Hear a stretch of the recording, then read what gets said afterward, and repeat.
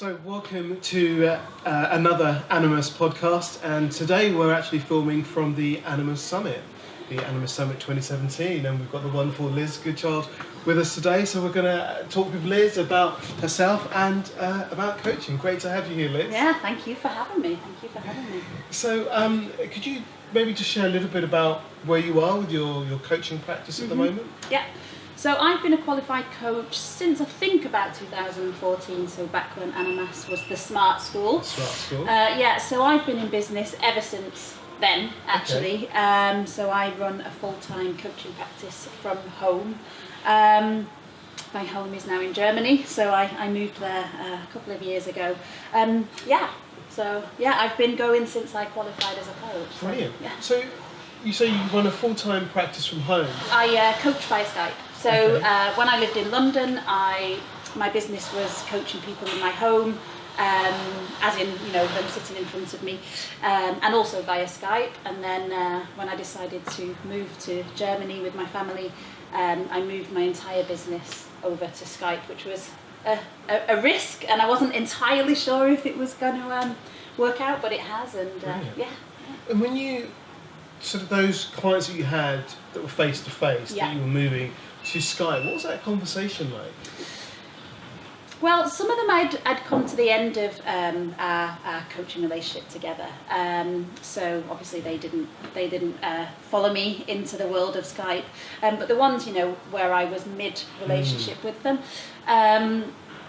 they were understanding. They knew the reasons that I wanted to move to Germany, and we tried it out whilst we were in London as well. Trying it out by Skype. Several clients didn't want to continue. They didn't like the thought of Skype coaching, but the rest of them, I feel like I'd built up such a strong relationship with my clients that they were quite supportive of my move as well, and were happy to work that way. And to be honest, it doesn't make. So far, it's not. It's been. Nearly 2.5 years now of that. It's not made any difference. And it's funny actually, because today at the summit there's quite a number of my clients here, and this is the first time they've actually seen me like three-dimensional, so they're like, oh my gosh, this is really weird. We're like not talking via Skype, but we're actually standing in front of each other and hugging each other and stuff, so it's been really lovely to actually meet them in 3D. Cool. And it feels like you were really open and authentic with your clients when you were moving, because you said they were supportive of your decisions. Yeah, they were. That's one thing I am as a coach. I'm very honest with my clients about my life as well, and it's definitely it will form part of my talk today about how to really bring your personality into your coaching practice. So I was very honest with them about why I was moving. I just kind of had enough of London and wanted to live in have a quieter life, and a lot of them wanted that as well. It's something that my whole coaching practice, it's kind of the base of the container in which I work in as a coach, that I'm really honest with my clients, and they know where I'm at. Obviously, they don't know everything that's going on in my life, but I bring a large part of my life into my work. So. Cool. And so, tell me a little bit about how you are as a coach. How might I experience you as a coach? A lot of my clients describe me as no nonsense, but warm as well. So, when they say I'm no nonsense, sometimes I'm like, am I? Because for me, no nonsense means like, I might be a bit harsh or come across a bit, not very compassionate, and that's certainly not the way that I would want to be experienced. And what they mean by no nonsense is that, sometimes I will challenge them, and sometimes I will really call them out on some of their shit, in a very empathic, compassionate way. I shoot from the hip, and I say it as it is, and they love that about the way that I work, and I think they realise that I work like that, very early on when, we have consultations, or they even land on my website, or perhaps they're digging around my Facebook page, that, I say it as it is. And I'm also very honest about life and my experience of life, and I really bring that into my core message as a coach, that, life is bloody hard. I find life bloody hard at times, and I will write about that. So I think, what they get is a very human person sitting in front of them who doesn't pretend to have it all together, doesn't pretend to be some kind of polished, perfect coach. They know that they're getting a human who also has their own stuff going on. And so. Sounds good. And so you say that, they might find this out from your website, or maybe when they land on your Facebook page. So what sort of mediums are you using to get your clients? I have quite an active Facebook page where I don't just kind of post, inspirational quotes, but I actually write kind of short stories about life and what's going on for me, and using it as not just kind of airing my underwear out there for all to see, not just telling stories for the sake of it, but telling a story that's got quite a powerful message that they might be able to take something from. I also write a lot, so I write a lot for magazines and newspapers. Okay, and tell me, how did that come about? I don't know. People just started contacting me. Really? So I've been blogging, I guess, in the blogging world for quite some time. I used to be a big marathon runner and was just a running blogger basically. Okay. And then as I started training as a coach, my blog turned into a website, and it turned into less about running and more about life. And then, I don't know, people just started contacting me and saying, would you like to write for this magazine, or would you like to write for our online platform? And it kind of went from there. So it wasn't, there wasn't a big plan. It just kind of happened quite organically. So I guess a sense around that is, do what you're doing and people will be attracted. Yeah, absolutely. Yes. Yeah, absolutely. Yeah. Right. I'm fascinated about people coming to you and saying, I'm sort of thinking about what would I do if I came to you and I said, right, I've seen you that people are asking you to write. What would you offer me as a piece of advice if I wanted that to be happening for me?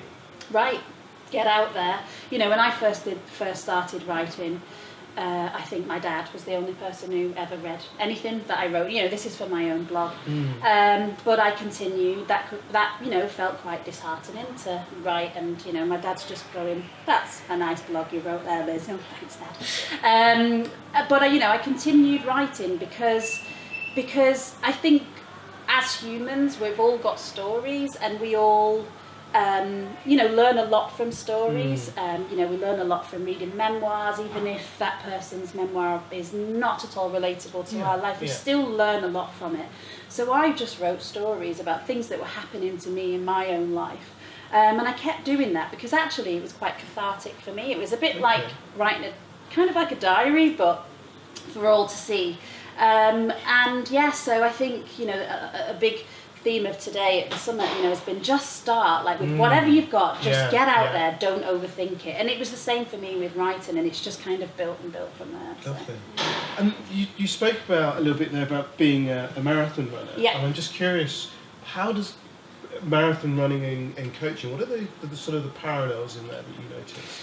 I think running saved my life, and that sounds a bit of a cliche, but it did, in lots of ways, because I think when I started running, I didn't really know what I was capable of as a runner or a human, and I really thought I would be able to, run, 5 kilometres and that would be it. And then I very rapidly progressed, from 5 kilometres all the way up to marathon, and then I started running ultra marathons after that, so far, far longer distances.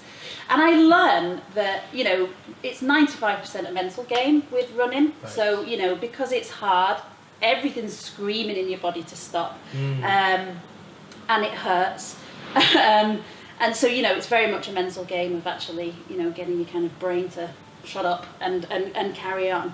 But what I learned is that I am just far more capable of most things than I originally think. So I never, ever, ever thought I would be able to run a marathon, and then I went, far beyond that distance. So it really was a huge life lesson for me that, carried me forward as a new coach, with a business that I didn't know what the hell to do with, where I was like, I didn't used to be able to run marathons, but I can. Yeah. So what else could I be doing, as a human, but also as a coach here with my business? So it's been, it's very, very, it's very translatable.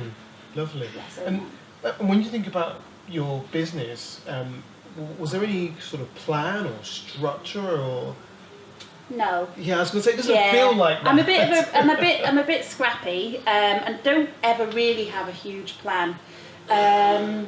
You know, I worked with quite a few business coaches who, you know, try to kind of pigeonhole me into boxes, and I must niche and I must do this and stuff. And, you know, I tried various ways of building my business, but none of it really felt like me. And I realised actually that the clients who wanted to work with me weren't really interested in my, I don't know, 3-step guide to having an amazing life. They were just interested in me as a person and how I could help them. So yeah, I've never really had a plan. The same with running. I didn't have a plan. I just kind of kept running and seeing if I could go a bit further, and I did. You know, which I imagine for a lot of people is quite terrifying, just like not really having a plan. But that's just the way that I operate the best. So, you know, I'm very true to me and realise that that's the way that I work. You know, as soon as I start kind of working within constraints or getting too, you know, having too much of a plan, I start getting bored and Yeah, and I suppose one of the things I'm hearing here is that notion of just keep on going, trying something, and keep pushing and keep going, regardless of how many people are watching or joining you as a coach. Yes, yeah. I mean, I think we are sold the overnight success story in the coaching world, but also, you know, in everyday life, you know, we're never really aware of, you know, I don't know how long Madonna was busking, or, you know, really just playing some awful clubs before she became who she is today. We're just sold this idea that, you know, we just decide something and suddenly we're a huge success. And actually, I think, you know, success, whatever that means for any person, is just tiny incremental steps. And it's boring, it's not very sexy, you know, it's challenging, it throws you right out of your comfort zone. But I don't believe, for very, very few people, there's an overnight success in the way that it's kind of put out there on the internet and for all to see. So. Brilliant. So I know you don't work with plans, but I'm just curious about maybe less of a plan as a vision or something you see in the futures moving towards? Yeah, it's interesting actually at the summit, you know, there's a few speakers so far who are working with companies, and that's definitely one of the areas I would like to work in. You know, I realised in my life, in my past life as someone who worked in the corporate world and was pretty miserable, that, you know, when we've got things going on at home, whether it's divorce or, you know, there's something difficult happening, you know, it's really hard to kind of not bring your problems to work.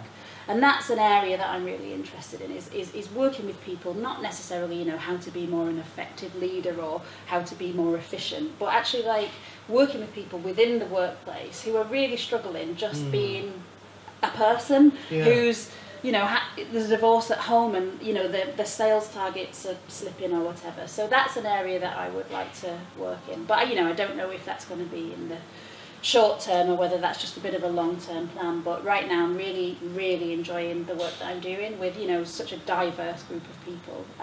So, yeah. So you said diverse then, so there's not like a type of... No. You just have to be human and have a heartbeat, and I'll work with it, basically. So how do these humans with heartbeats find you? Facebook, I don't know, Google, they find me through my writing. I get lots and lots and lots of referrals. So I ask my clients, you know, if you've got friends or family or someone else you know who you think, could work with me, then let them know. So, you know, I don't have a specific avenue that works. You know, lots and lots of different platforms work for me, but mainly Facebook actually. Okay. So if we're looking for you on Facebook, what would we search or Google? LizGoodchild.co.uk, I think it's like facebook.com, LizGoodchild.co.uk. Awesome, brilliant. It's been a real pleasure snatching some time during the summit to have this chat with you, Liz. It's been great. Thank you so much. Thank you so much. Cheers, thank you.